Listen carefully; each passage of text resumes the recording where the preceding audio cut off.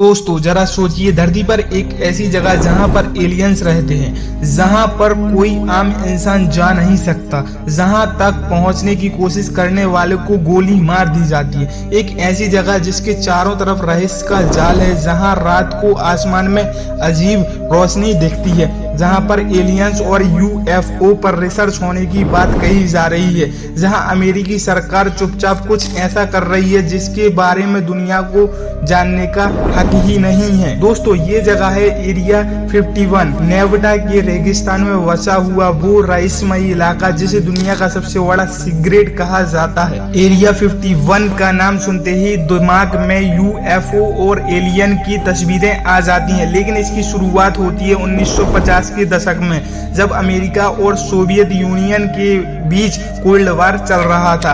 उस वक्त अमेरिका को एक ऐसी सीक्रेट जगह चाहिए थी जहां पर नए नए स्पेस प्लेन और फाइटर जेट्स की टेस्टिंग हो सके। नेवाडा का यह वीरान रेगिस्तान इसके लिए बिल्कुल परफेक्ट था। ना कोई अवधि, ना कोई गवाह और ना इसी जगह को मिलिट्री ने कॉन्डेन नेम एरिया 51 नाम दिया। लेकिन सवाल यह उठता है, अगर ये सिर्फ टेस्टिंग बेस था तो सिर्फ इतना सीक्रेट क्यों रखा गया?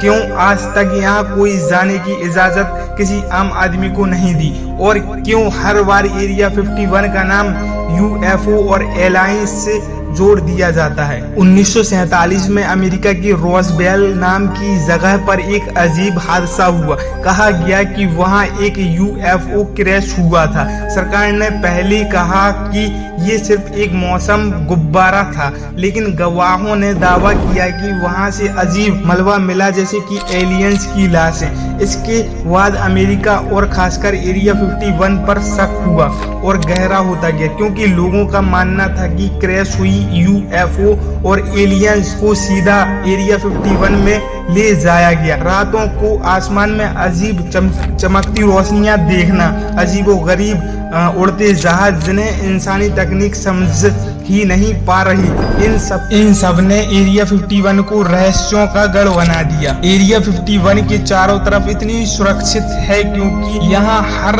इंच जमीन खुफिया है। दरअसल माना जाता है कि यहाँ पर सिर्फ फाइटर जेट्स ही नहीं, बल्कि ऐसे हवाई जहाज बनाए गए जो अपने समय से कई दशक आगे की टेक्नोलॉजी के थे, जैसे U-2 space plane, SR-51 blackbird. ये प्लेन इतने तेज और इतनी ऊंचाई पर उड़ सकते हैं कि दुनिया की कोई भी रडार उन्हें पकड़ ही नहीं सकती। लेकिन यही लोग कहते हैं शायद अमेरिका ने ये टेक्नोलॉजी एलियंस से हासिल की। यानी 51 वो जगह है जहां एलियंस शिप को खोलकर उनकी टेक्नोलॉजी को कॉपी कर ली गई। क्या ये सच है या सिर्फ लोगों की कल्पना है?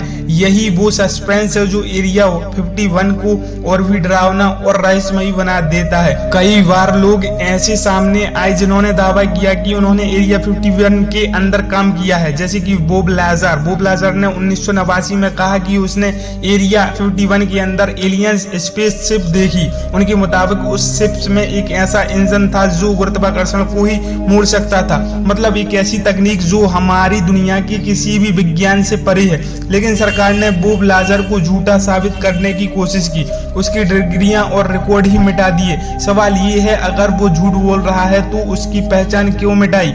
सरकार क्या वाकई कुछ छुपा रही है? आज भी एरिया 51 पूरी तरह से सीक्रेट है। यहाँ ना कोई पत्रकार और ना कोई आम इंसान। 2019 में सोशल मीडिया पर एक कैंपेन चला था, स्ट्रॉम एरिया 51।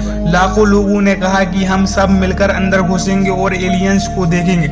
लेकिन जैसे ही लोग वहां पहुंचे, मिलिट्री अलर्ट पर आ गई और किसी को भी पास जाने की अनुमति नहीं दी गई। इससे साबित होता है कि यहाँ वाकई कुछ ऐसा है जिसे अमेरिका दुनिया से छुपाना चाहता है। तो दोस्तों एरिया 51 आखिर है क्या?